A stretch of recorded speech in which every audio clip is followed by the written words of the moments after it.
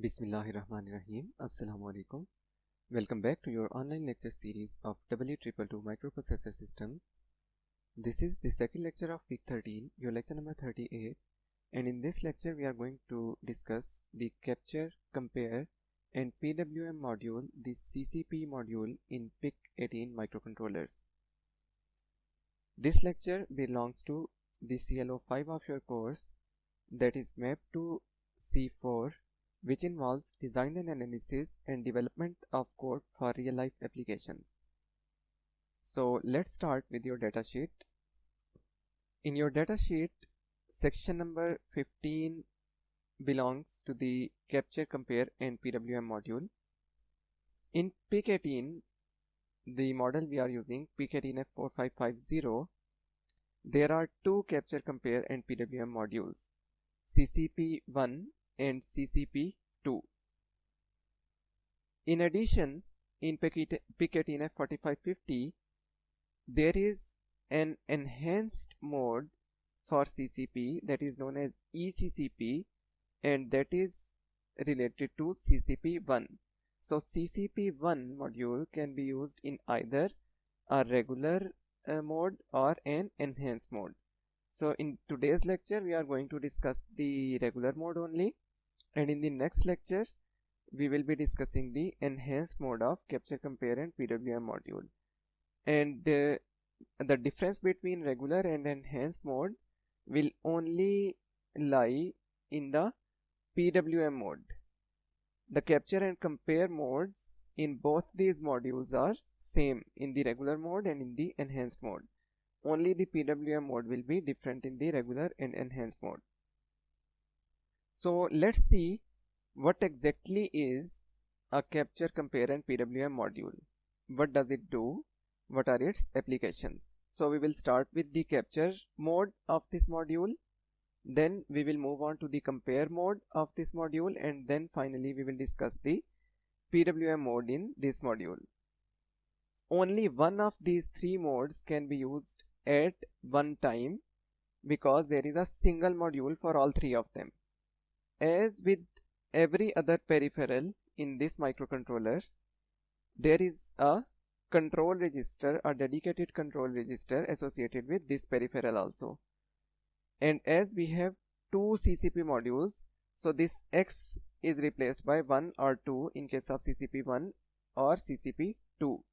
So we have actually two CCP con registers, CCP1 con and CCP2 con. They are 100% identical. There is no difference between CCP1 module and CCP2 module. They are 100% identical. So that's why they have written X here, that can be replaced by 1 or 2 in case of CCP1 and CCP2. So in this CCP con register, the first two bits, the most significant bits, are unused. They are unimplemented. The next two bits, bit number 5 and 4, they are only used in PWM mode. They are not used in capture or compare mode. So for now just ignore both of them. We will discuss them in when we are discussing the PWM mode. And then the last 4 bits, or you can say the first 4 bits, the least significant 4 bits, they are used to select between different modes.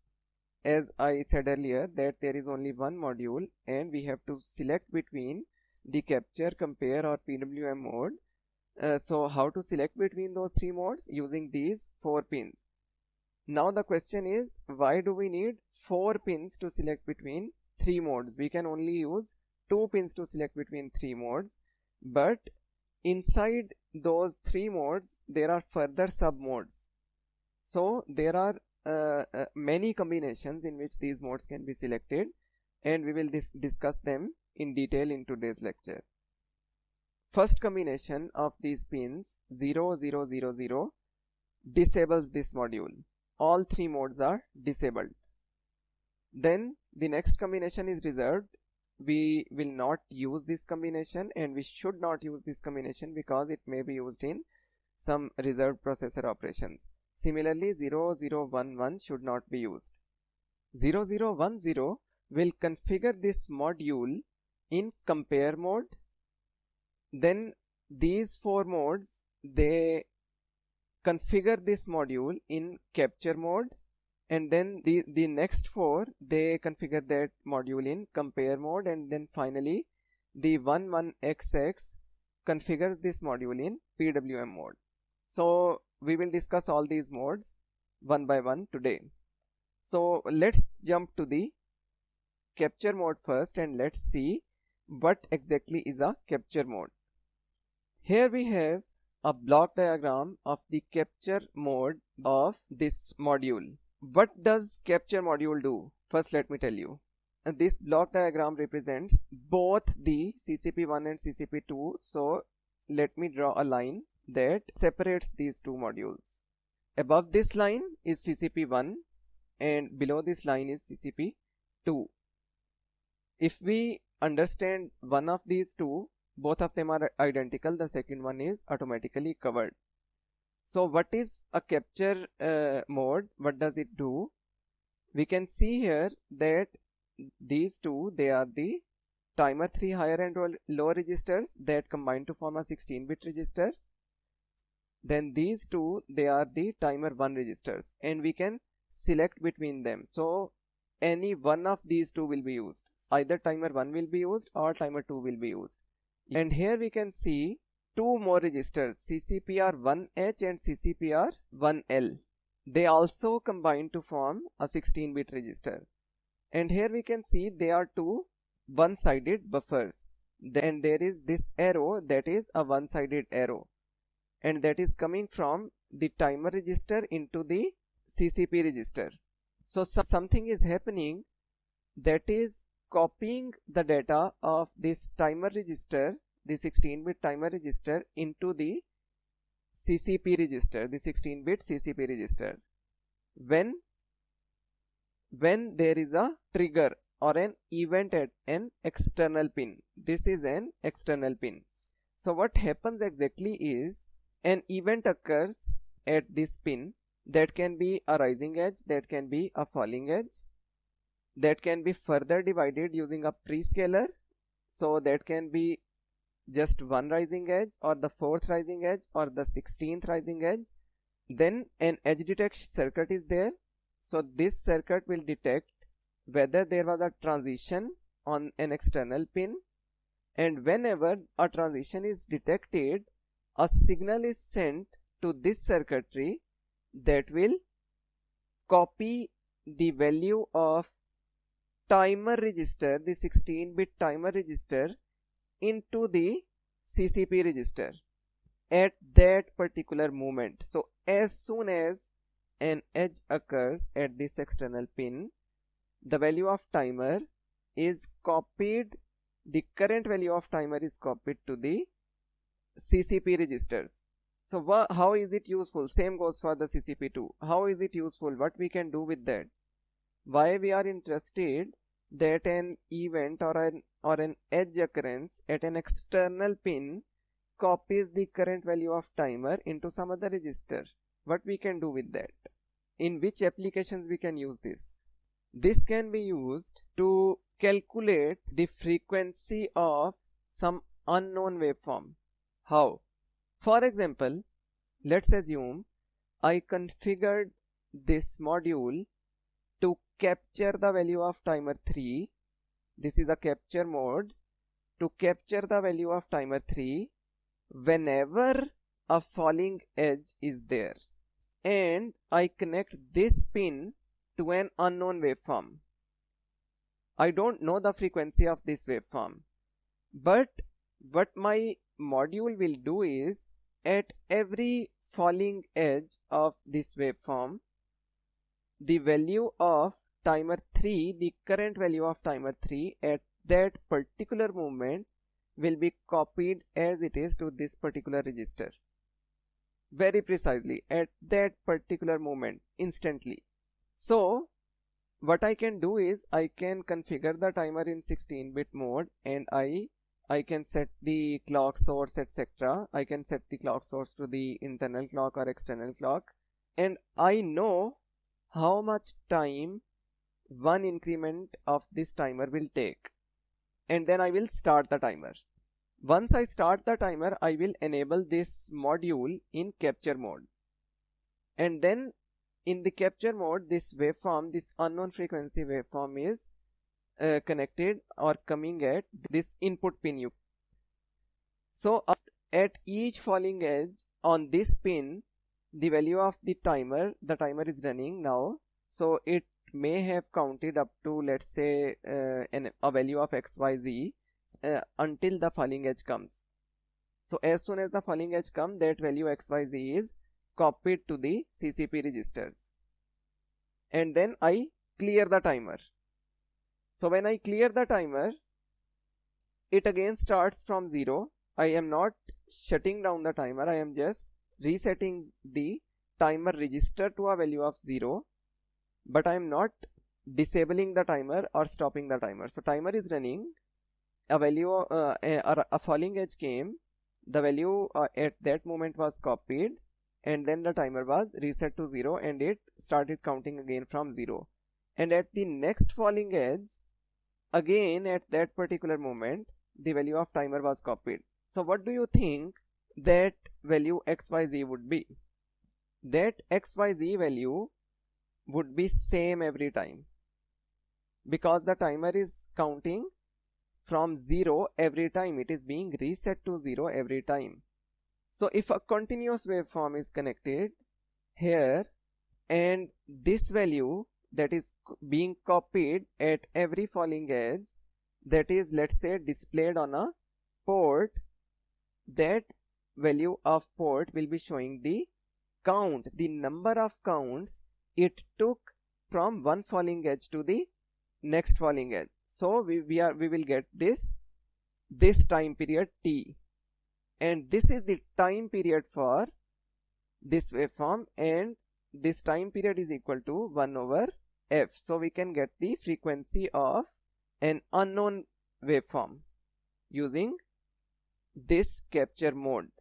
That is one application. It can be used in other applications as well, and we can calculate this frequency very precisely using this method, because we already know how much time every count of a timer is taking. So if we know the counts, we can calculate the time, and if we know the time, we can calculate the frequency. So in this capture mode, what we will do today is we will configure our CCP1 in capture mode, and we will connect an unknown waveform to, or you can say a known waveform to this frequency, and we will try to see what value is there on port, and is it showing the correct value of the frequency or not. So we are going to test it using a code today. That is one major application of capture mode. Now calculating the frequency of an unknown waveform can be used in other applications as well. It can be used in communication modules. It can be used to find the RPM of a motor. We can build a very accurate tachometer using this application. In summary, what capture mode does is, there is an input, a pin defined as input, a waveform or an event is occurring at that pin, and as soon as that event occurs, the value of timer is copied from timer register into the CCP register. That's it. That's the whole operation of this block. Then what are these what can be the event? The event can be a falling edge, as I said. The event can be a rising edge. The event can be every 4th rising edge or every 16th rising edge. So there is no option for prescaler with falling edge. Either every falling edge will be detected, or every rising edge will be detected, or every 4th rising edge will be detected, or every 16th rising edge will be detected, and that will be counted as an event, and upon the occurrence of that event, the value of timer will be copied to the CCP register. And now if we go to the CCP con register, we can see here, based on the combination of these 4 bits, these are the 4 modes that we just discussed, every falling edge, every rising edge, 4th rising edge, 16th rising edge. So we can select between any of them using the CCP X con register, the CCP control register. Then let's move to the compare mode. The compare mode is exactly the opposite of capture mode. If I can show you the block diagram of compare mode, what it is doing is it is comparing the value. Let me draw a line here again. This is for CCP 1 and 2 both, so we are discussing only one of them. Both of them are identical. What the compare module is doing is it is comparing the value of CCP register with any of timer 1 or timer 3 register, and when there is a match, when both of these values are equal, as soon as they are equal, a match signal is generated and an output pin is either set or cleared or toggled. We can select between any of these three options. So it is doing exactly the same. In compare mode, what we were doing was input was coming here, then as soon as the input came, the value of timer was copied to the CCP register. In this case, what we are doing is we are comparing the value of CCP and timer, and as soon as they are equal, we are setting or clearing or toggling an output pin. So what is the application of this mode then? In case of that mode, in case of capture mode, we discussed that we can use it to calculate the frequency of an unknown waveform, or we can make a tachometer for that, or we can use that in some communication applications. What can we do with the compare mode? We can generate some waveform using this mode. We can display an occurrence of some event using this compare mode. We can generate a one-shot timer using this mode, just like in 555 timer, a one-shot timer, and in many other applications. So in today's lecture, what we are going to do is we are going to toggle this pin every time these two values, these two registers, they are equal. So we are going to generate a waveform on this output pin. So these are the capture and compare modes of the CCP module. The last thing that I had to tell you about this module was that in both of the capture and compare mode, we can see here that they have written timer 1 and timer 3 both in here, in this module also, and in this module also. So which one of them will be used? Let me show you the data sheet, and let's go back to the timer 3 module. And here now you can see that these two bits, bit number 3 and bit number 6, the T3 CCP2 and T3 CCP1 that we skipped in the previous lecture, they decide that whether timer 1 is used in both CCP modules, for both CCP1 and CCP2, timer 3 is used for both of them, or timer 1 is used for CCP1 and timer 3 is used for CCP2. There is no option to use timer 1 for CCP2 and timer 3 for CCP1. So we will use these two pins to select between whether we are going to use timer 3 or timer 1 for which of the module. So let's start writing the program that will make things more clear. I will start it with a blank program, and I will also use this CCP interrupt in this case. CCP is a peripheral, and CCP also has an interrupt associated with that, and we are going to use interrupt for only the capture mode, not the compare mode. Why? We are going to discuss it soon.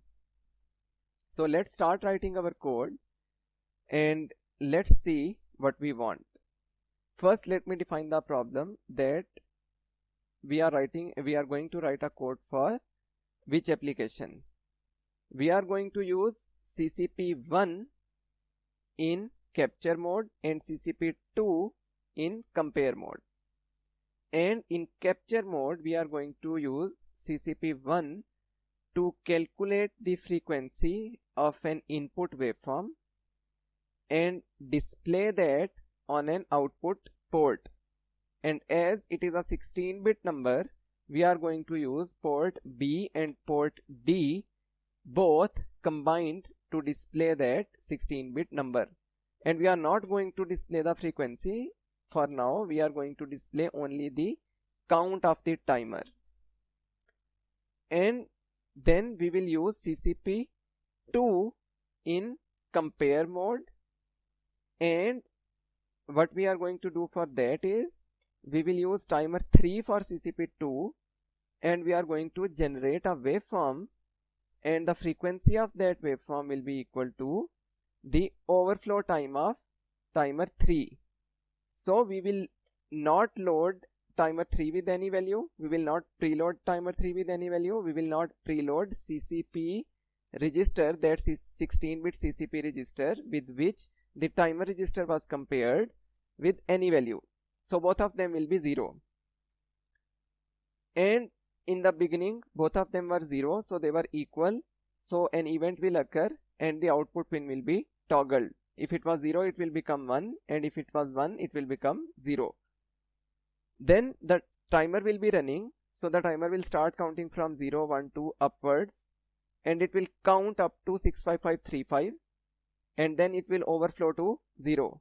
And as soon as it will overflow to 0, it will match with the CCP register again, and that comparator will generate a signal again, and that signal will trigger an event that will toggle the output pin again. So previously if it was 1, it will become 0, and in that way a waveform will be generated continuously on the output of the CCP2 module that is used in compare mode. So we are going to use CCP1 in capture mode. So let's see what we have to do to configure the CCP1 in capture mode. We will use CCP1 con register.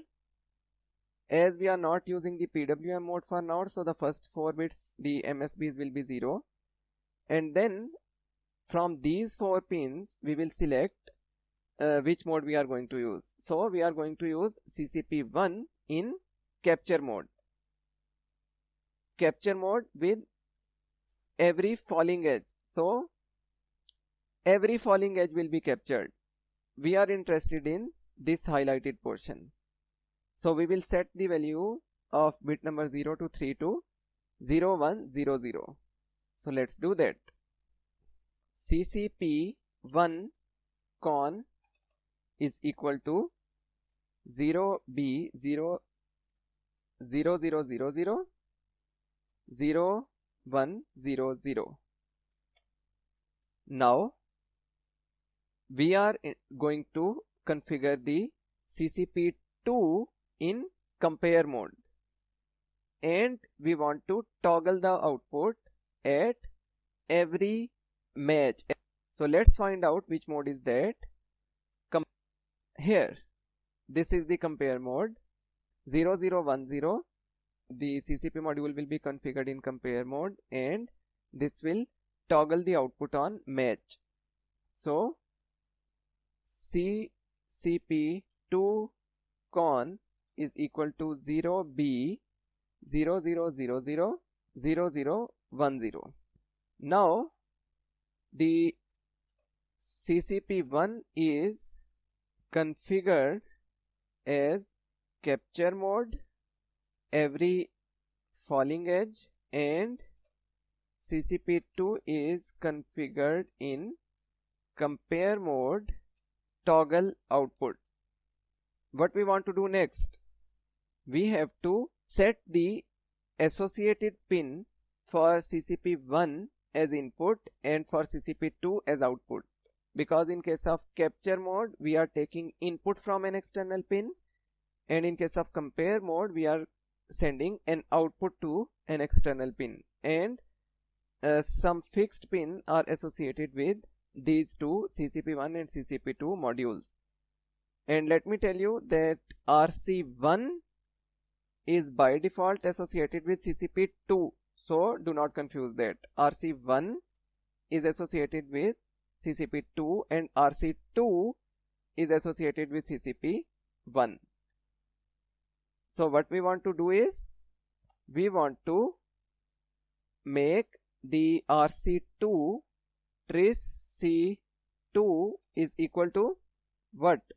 For the CCP1, it has to be configured as input.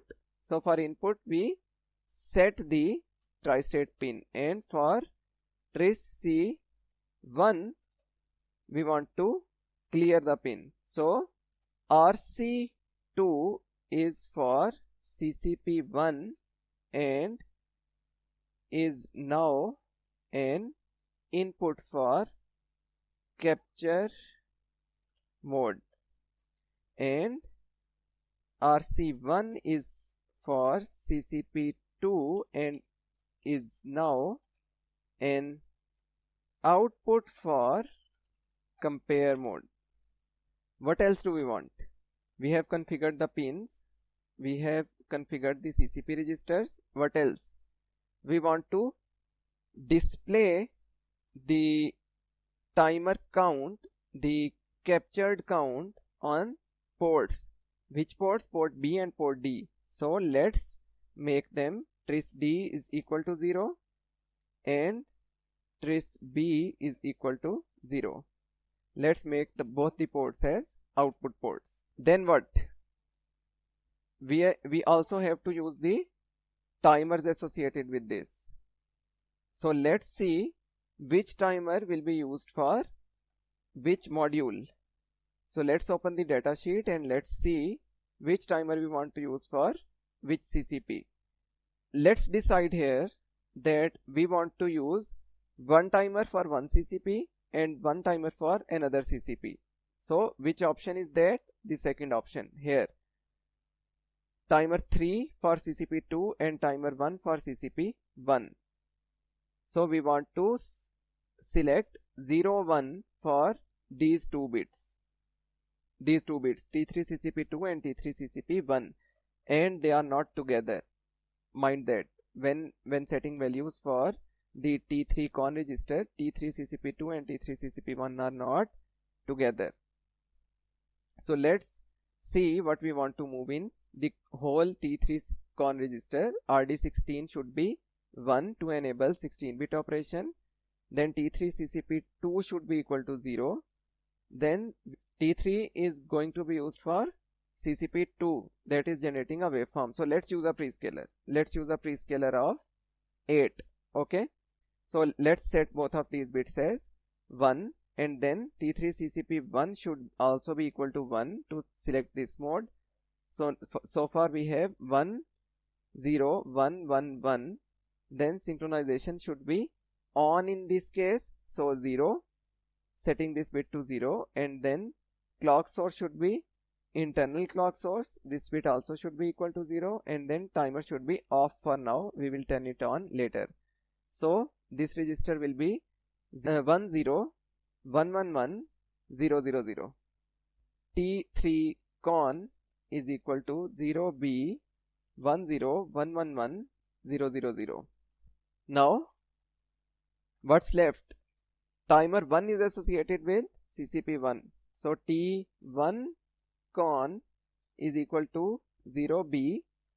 What value? We are going to use it in capture mode. So let's give value of 1, 0, 0, 0, 0, 0, 0, 0 to timer 1. No prescaler and no external clock source, nothing. Only enabling the 16-bit read-write mode. So T1 con should be 1, 0, 0, 0, 0, 0, 0, 0. Now T3 is selected for timer 3 for CCP2 compare mode with prescaler of 8 and timer 1 for CCP1 capture mode with no prescaler. Next, what? In capture mode, what we wanted to do? In capture mode, we wanted to reset or clear this timer every time the event occurred, every time a falling edge was detected. So whether we have to manually check this flag, the CCP1IF, or we can enable an interrupt for this. So whenever an interrupt comes, we know that an event occurred. So let's enable interrupt for CCP1. To enable interrupt for any peripheral, we have to enable the global interrupt, we have to enable the peripheral interrupt, and then we have to enable the specific interrupt for that particular peripheral. CCP1 IE is equal to 1. So now the interrupt for CCP1 interrupt is enabled for capture mode. And inside this interrupt, what we will do? We will display the values on port and we will reset the timer. And by resetting the timer, I remembered that I have to turn on both the timers. TMR1 on is equal to 0 and TMR3 on is equal to 0. Both the timers have been turned on and then I can just wait. So what is happening now? I have turned on the timers. Timer 1 is now on. So and the interrupt for CCP1 is on. So the CCP1 is waiting for any event to occur at the input pin, the physical pin, and as soon as a falling edge occurs, it will capture the value of timer 1 and it will go to the interrupt and display it on the port. So let's go to the interrupt service routine and display the value on port. Which value? The captured value. Where is the value captured? In CCPR1L. This is the lower register, so let's send the lower register to port B, and CCPR1H, the higher register, to port D. And at the end, what we have to do is CCP1IF is equal to 0, clear the interrupt flag. And what else we wanted to do in the interrupt service routine is clear the timer. TMR1 is equal to 0. Why I have written the TMR1 is equal to 0 as the first line? To minimize the error. What sort of error? Now the timer is running. The timer was running, it was counting up from 0, 1, 2, 3 up to, let's say, 1000. And when it was at 1000, a falling edge occurred. As soon as the falling edge occurred, the value of timer, the current value of timer, that was 1000, it was copied to these two registers, CCPR1H and CCPR1L. But the timer kept running. I did not clear the timer. No one could clear the timer. The software did not clear the timer. It kept running. It kept counting up from 1000 to 1001 to 1002. If I do not clear it, if I do not stop it, it kept running. But as soon as the interrupt occurred, it jumps to the ISR. So inside the ISR, my first aim is to clear that timer from 1000 to 0. If I don't clear it instantly and I clear it at this point after sending the values to the ports, after clearing the flag, I am wasting cycles and the timer is still running in the background as we discussed in the previous lecture. So the timer is still counting from 1001, 1002, 1003, maybe up to 1010, 1020, and then I clear it. And when I clear it, the waveform is also coming at the input port.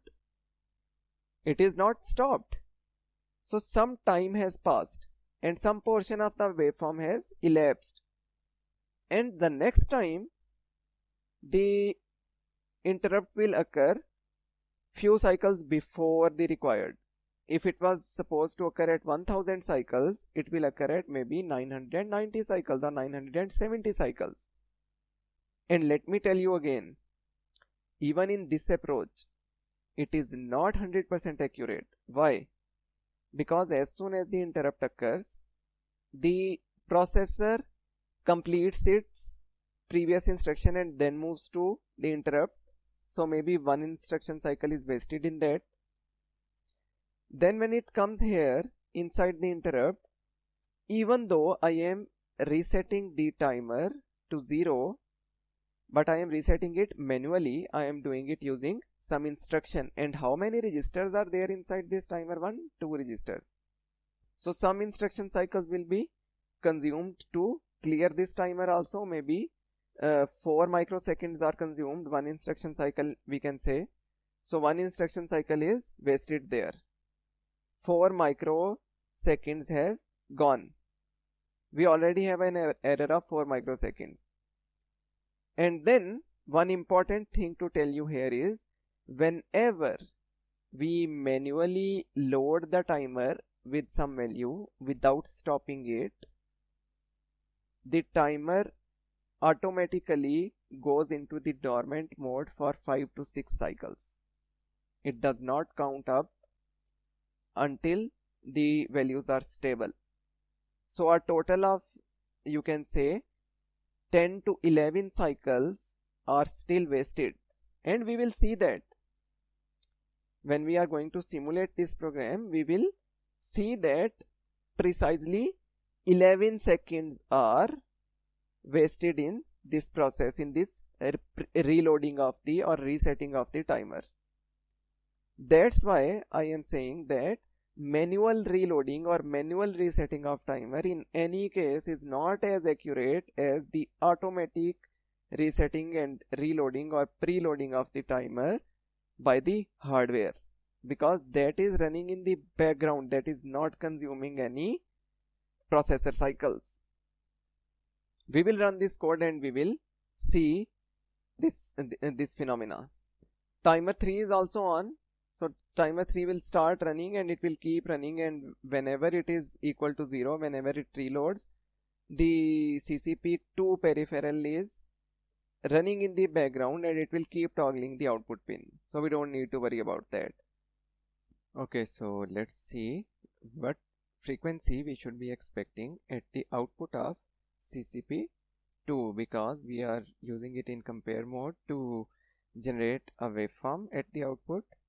We know that we have a 4 MHz crystal, so every count up will be after f oscillator by 4 if we don't have any prescaler, and that means that the time period of each count without a prescaler is 1 microsecond. Then we have a prescaler of 3, a prescaler of 8, as we have set it here in the T3 con register. These 2 bits are 1, so we have selected a prescaler of 8 in this case, and we have also set the value of T3 in the timer 3 register to 0. We have not loaded or preloaded it with any other value, so the timer will start from 0 and will go all the way up from 0 to 65535. So we will have 65536 counts in total. And this makes the total time period of my waveform, the desired time period, to 0.524288 seconds. This means that after every approximately half a second, my waveform will be changing, my pin will be toggling and my waveform will be changing the state. So for half a second it would be 1, and for half a second it would be 0, and then again for half a second it would be 1. So it will be a periodic waveform with a time period of approximately 1.05 seconds with a 50% duty cycle, 0.5 seconds on and 0.5 seconds off. Before compiling this code, let me correct 2 mistakes that I made while writing the code in real time. I wrote here CCP R1L is equal to port B. That instruction would do was to load CCP with the value of port B, but actually what we wanted was to display the value of CCP on port B. So the destination is always on the left and the source is always on the right. We want to transfer the value of CCP to the port, not from port to CCP. So I wrote it the other way around. So please correct this. I have corrected it now in this code. And the second mistake was I did not turn on the timers. I set TMR1 on is equal to 0 and TMR3 on is equal to 0 to turn them on, but we have to set it to 1 to turn it on. So both of these timers will be on when we set these two pins to 1, not to 0. So correct this also. I have added captions on that portion also for these corrections. So now let's try to compile it and see if there are any errors. The build is successful. So now what we have to do is we have to simulate this code in Proteus. This is the frequency I want to measure. This is my source. Let's say my unknown frequency was 1 kilohertz. This is known in my case because I want to check whether my program is working fine or not. But let's assume that this frequency was unknown. So I have connected a square wave source with RC2, that is CCP1, and that CCP1 is in capture mode. So we want to measure the frequency of this waveform, and in case of CCP2 RC1 we are generating a waveform, displaying it on the oscilloscope. So once I simulate this code, let's do this. There is a waveform. We can see this is a waveform on port RC1 on CCP2, and let's see what is the time period of this waveform. Currently the scale is at 0.1 and there are 1, 2, 3, 4, 5 and a little bit of the sixth box, so 0.5 something seconds as expected. So the waveform is being generated very accurately using this method. Now what about the frequency we were trying to measure?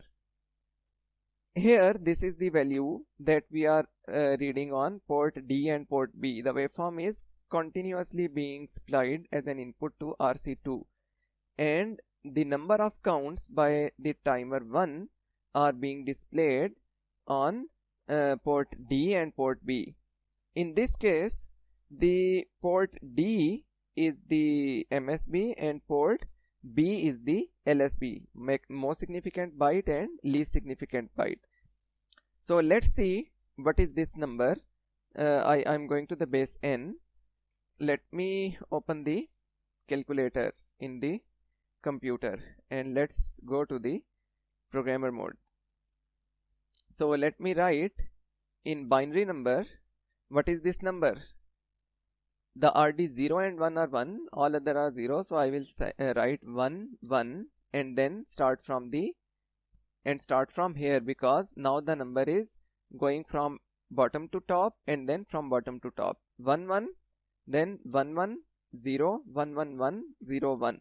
This is the value that we are getting on our port D and port B, and these are the number of counts that we have from one high to low transition to the second high to low transition. So this is the complete period of this unknown waveform.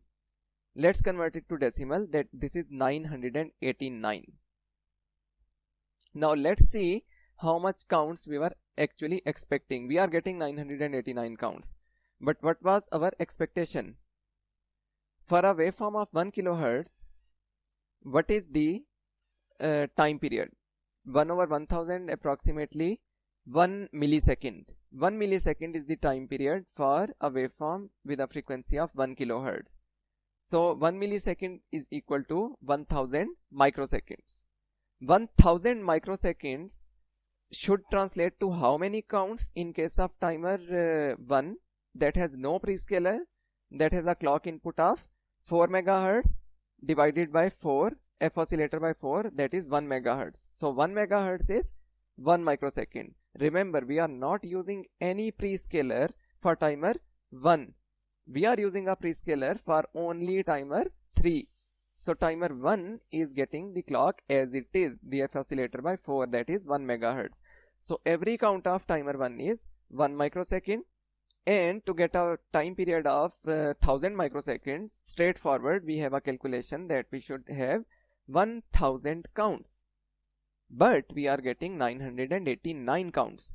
There is a difference of 11 counts. And this is what I was talking about when I was writing that program. So I was trying to explain this difference, that 11 counts are being wasted, 11 microseconds are being wasted while preloading or resetting this value of timer. This value, some instruction cycles are consumed here, some microseconds are wasted here, and then after the timer is resetted or loaded with some value, it remains dormant for 5 to 6 cycles. It is written in your data sheet. If you go to the timer, any timer module, there are certain footnotes written on the data sheet, and those footnotes explain that while the timer is running and you try to write a value into the timer register, the value is written, but for the next 4, 5, 6 cycles the timer is not counting, to let the values stabilize and to let the clock synchronize again. So now we know how many exact cycles that are being wasted in this method, 11 cycles. So these 11 cycles are fixed, they are constant. So let's see if we change this frequency. Let's see if we change this frequency to what value. Let's say, let me increase this value to 10 kilohertz. I am increasing it 10 times. So if I am increasing the frequency 10 times, my time period will decrease 10 times. So previously it was 1 millisecond or 1000 microseconds. Now it would be 0.1 millisecond or 100 microseconds. So the count ideally that we should be getting is 100. But if our hypothesis is correct, if our calculation is correct, and if that 11 cycle offset or error is constant, how many counts we should get? We should get 89 counts, because 11 cycles are being wasted. So let's try to simulate it. Now the waveform is still the same, but the value has been changed. RD0 is now completely 0 as expected, because previously the count was 989. It was greater than 256, so it could not be completed in a single 8-bit register. A single 8-bit register can count maximum up to 255.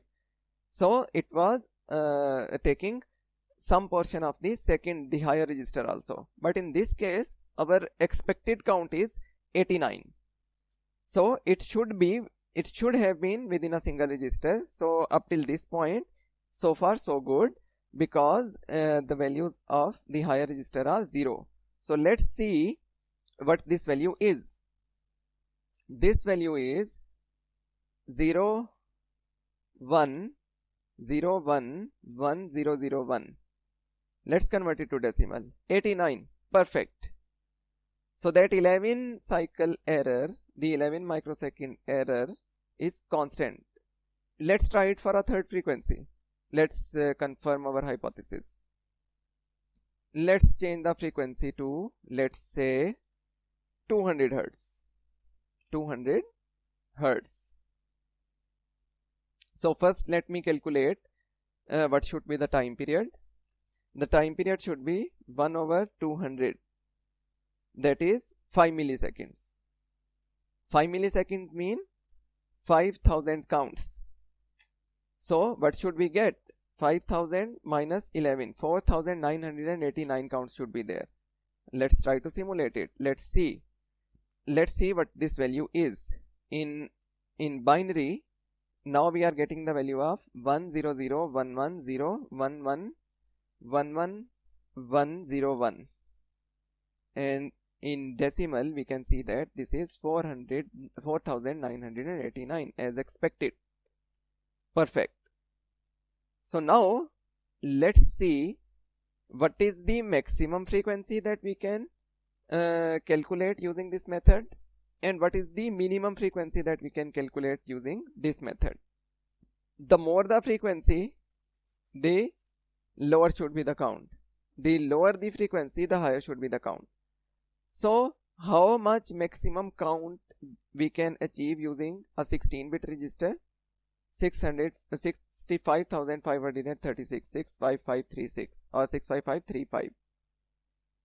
So 65535 microseconds can be our maximum time period, and that means that the minimum frequency we can measure using this method is 15.25 Hertz, or you can say 16 Hertz, because it is more than 15. So let's say so this means that we can count the frequency, the minimum frequency of 16 Hertz using this method. So let's see, if we are using 16 Hertz, what happens. It may not give the desired results, but let's see what it does. So let's simulate it and let's see what is the value. The value currently on this these ports, displayed on these ports, is 1111 0100 000 11001, and this is 62,489 in decimal. So the actual count was plus 11, so that becomes 62,500 counts. 62,500, if I go to the scientific mode, 62500 into 10 raised to the power minus 6 1 over x into 1000000. So this becomes 16 Hertz, precisely 16 Hertz. We can measure 16 Hertz very precisely using this method. So the minimum frequency of 16 Hertz can be measured, and what should be the maximum frequency that can be measured? Now that is tricky. You should be careful. Not that tricky, just you have to be careful in this, because we are getting an error of 11 counts. 11 counts are already there whatsoever. So to get one count on this register, that is the minimum count we can get. The minimum count is 0, but 0 doesn't mean anything. 1 over 0 is infinity, so the frequency cannot be infinite. 1 over 1 is 1, so the frequency may be 1 megahertz in case of one count. But we are already wasting 11 machine cycles or 11 microseconds in the background, so we have to keep it in mind. So for a minimum of one count plus those 11 counts, we can get a frequency of a time period of 12 microseconds. So if I write it here, 12 microseconds mean the frequency of 83.333 kilohertz. The maximum frequency of 83 kilohertz can be measured using this method. So 83k, let me write 83k here and let's simulate it again. Perfect. We are getting a count of 1 here. See? Plus those 11 cycles that were wasted. So one count this plus 11 cycles, so 12 microseconds. And you will see that sometimes this will jump to 2, sometimes this will jump to 1. So let's see why. Keep looking at this waveform, keep looking at this value, pin number 33 and 34. Sometimes pin number 34 will become 1. And let me explain why this happens. 12 microsecond means 1 over 12 into 83.333 kilohertz. But we gave a frequency of 83 kilohertz. And what is the time period for 83 kilohertz? 83 per 3 inverse. And that becomes into 1000000, that becomes 12.048 counts. Now this is not a whole number. We can get only a whole number in a count with the precision of 1 microsecond. Now there are 3 things to consider, not 2 things: the minimum frequency, the maximum frequency, and the precision.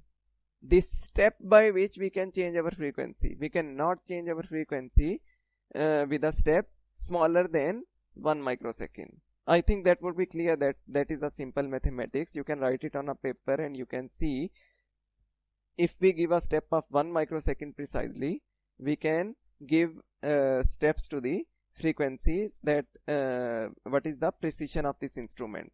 So we have successfully made an instrument that measures a frequency of any waveform ranging from 16 Hz to 83 kilohertz with a precision of 1 microsecond, or with a step of 1 microsecond.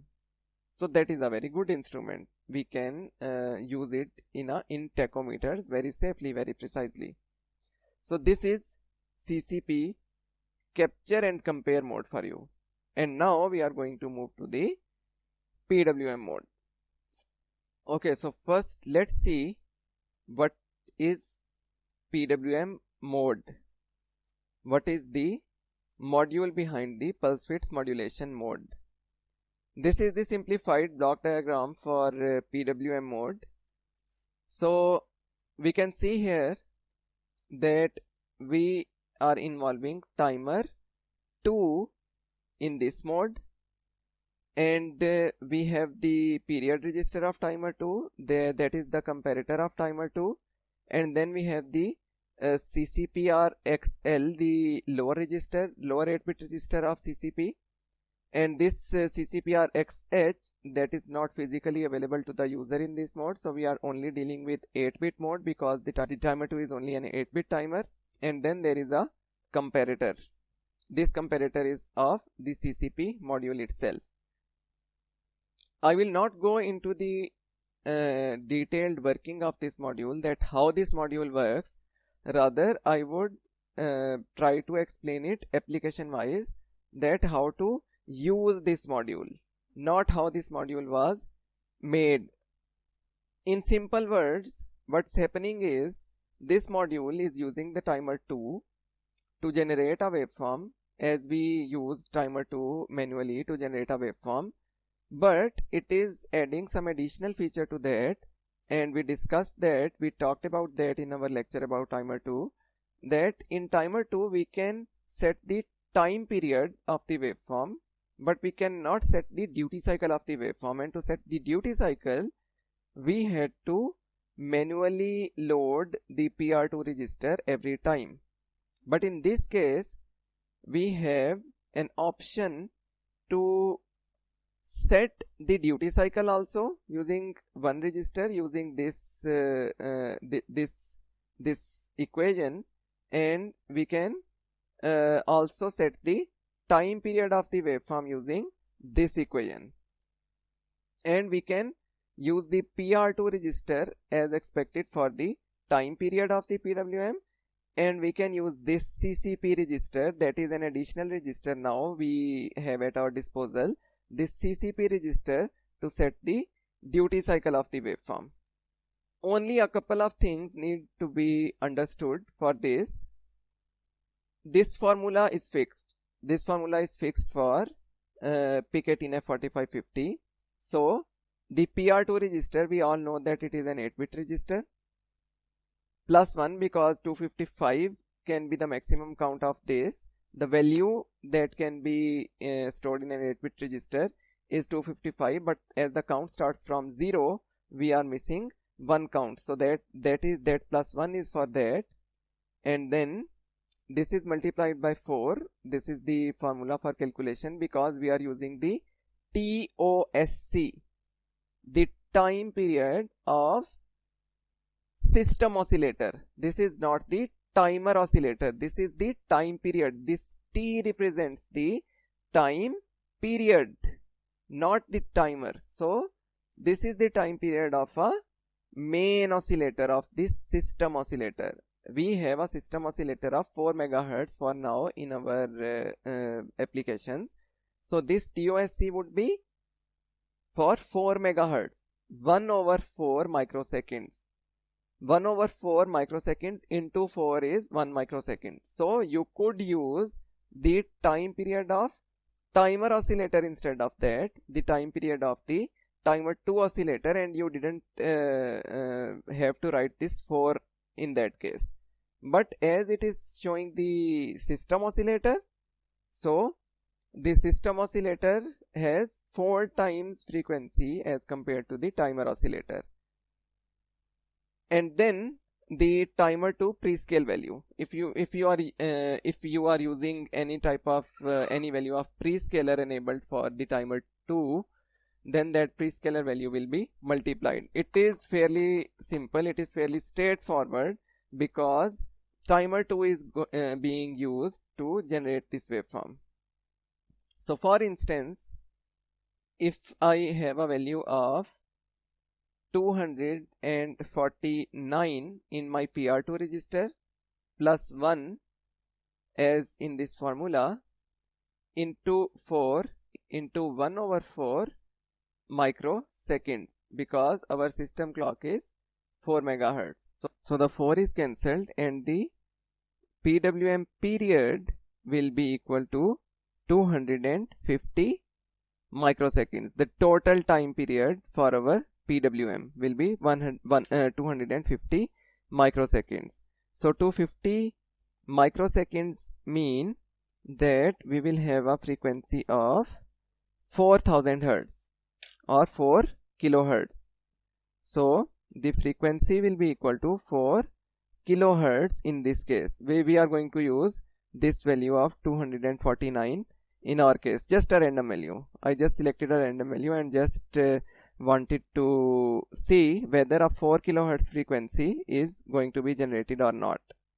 Then in case of the duty cycle, if we use the same formula, we can see that the duty cycle will be equal to, in microseconds, it will be equal to CCPR XL colon CCPX con 45. Let me go to the datasheet to tell you about that. So if we go to the CCP module and CCP con register, we skipped these 2 bits previously.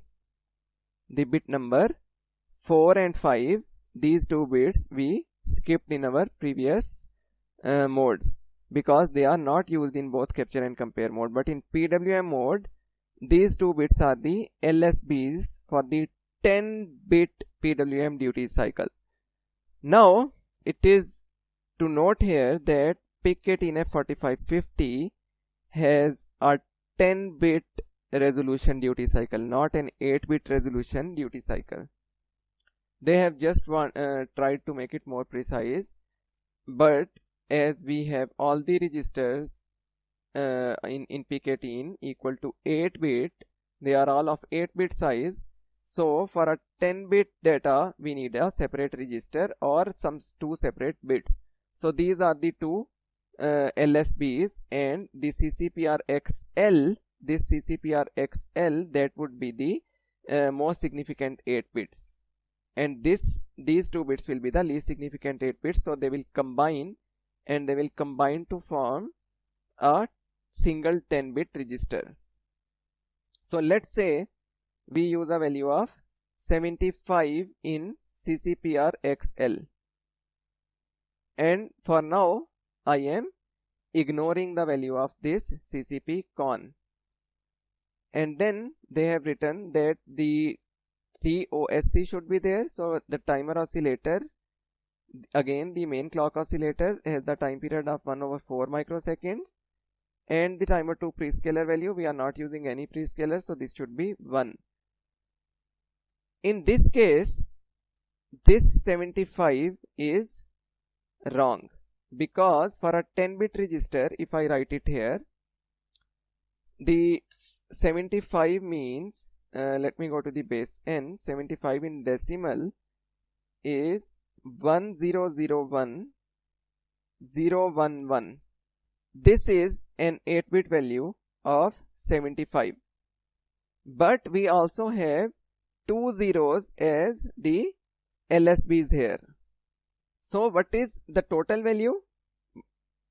1001011100. The total value is 300 for this 10-bit register. For an 8-bit register it was 75. For a 10-bit register with 2 LSBs equal to 0, this value becomes 300. And if we note here, if we carefully note here, that 300 is nothing but 75 into 4. So if we do not need a very high accuracy, we can completely ignore these 2 bits and we can completely ignore this 1/4, and we can modify our formula for a 4 MHz oscillator, not for any other megahertz oscillator. For a 4 MHz oscillator, what we can do is we can set our duty cycle equal to CCP lower register into 1 microsecond for a 4 MHz clock into the pre-scaler value. So 75 microseconds would be the duty cycle of the waveform that is being generated. So it will remain on for 75 microseconds and it will remain off for how many microseconds? 250 minus 75 microseconds off. From where this 250 came? From the time period. So the total time period was 250 microseconds and the on time was 75 microseconds. So the off time would be automatically 175 microseconds, 250 minus 75. Let's see what happens for a crystal of frequency other than 4 MHz. In that case, we have to be very careful. We cannot use this formula. This formula would not be able to be used. We have to use the complete 10-bit value of CCP lower register in conjunction with the 2 bits that are in CCP con register. So this is a 10-bit register. We have to set this 10-bit value completely. Then we have to write the TOSC as it is, the main clock, and then we have to write the prescaler. For example, our clock is 8 MHz. So for a clock of 8 MHz, the TOSC is 1/8 microsecond. Let's say for a prescaler of 1, we have to calculate the time period. So we have to give a 10-bit value. That 10-bit value can range from 0 to 1024. Any value ranging from 0 to 1024 can be put in instead of this value, and then we have to calculate our duty cycle, and then we have to convert this value into binary and then separately load the CCPL 8 with higher 8 bits and the CCP con 4 and CCP con 5 with the lower 2 bits. So let's do an example. Let's write a code that will generate 2 waveforms, 2 PWMs, because we have 2 CCP modules. One waveform will have a duty cycle of 33% and the other waveform will have a duty cycle of 66%. So we will use a value of 249 for the PR2. The total time period would be 250 microseconds. For one waveform, the on time would be 75 microseconds and the off time would be 175, and it would be the other way around for the second CCP module. So let's open the code. I will start with a blank main subroutine. Inside this function, what we want to do now, both the CCP modules are now going to be operated in PWM mode, and PWM is generated on a pin as an output. So tris C1 should be equal to 0, setting it as output, and tris C2 should be equal to 0, setting it as output in this case. So both tris C1 and tris C2 should be configured as output pins. Then CCP1 con register should be configured in PWM mode. Let's go to the data sheet. Let's go to the CCP con register. Let's again put these values as 0, and using these 4 bits, let's select the PWM mode, that is 11XX. So I will write 0000 1100 in CCP1 con also, and as we are going to use CCP2 con in PWM mode, the same value will be loaded into CCP2 con. What else we are going to use? timer 2, because timer 2 will be the peripheral that will be used in conjunction with the CCP module to generate these PWMs. The time period has to come from some timer source. So with what value we want to load the timer 2 con register? Let's see here. We don't want any post scaler. This bit is unimplemented, so the most significant 5 bits are 0. Timer 2 is off currently at this point, so this bit is also 0. And the prescaler, we are not going to use any prescaler at this point, so T2 con is equal to 0 B 0 0 0 0 0 0 0 0. Now from here we have to set our duty cycle and we have to set our time period. So let me tell you here that even if we have two CCP modules, both of them are sharing the timer 2 to generate the time period. So the time period of both PWMs will be same, but as there are two CCPs and they both have dedicated CCPXL and CCPXH registers, we can have separate duty cycles for separate PWMs. The time period, the overall time period for both the waveforms will be same, but the duty cycle for both of them can be independent of each other. So let's set the time period. PR2 is equal to 249 as discussed, and what it will do is it will make a PWM with a time period of 250 microseconds. Now we want 75 microsecond duty cycle for one PWM and 175 microsecond duty cycle for the other. So I will load CCPR 1L is equal to 75 and CCPR 2L is equal to 175, and then TMR2 on is equal to 1. Just turn on the timer and wait. The waveform will be started. As soon as you turn on the timer, both the waveforms will be started to be generated. We don't have to do anything else. This is a very small program. I think it should compile fine. The build is successful. So let's try to simulate it. Just remove this one from the source now and put it on the oscilloscope. So we should have two waveforms, both with the same time period of 250 microseconds, one with a duty cycle of 33% or 75 microseconds, and the second with a duty cycle of 66% or 175 microseconds. Let's see. Okay, these two waveforms are being produced. Let me change the time scale here.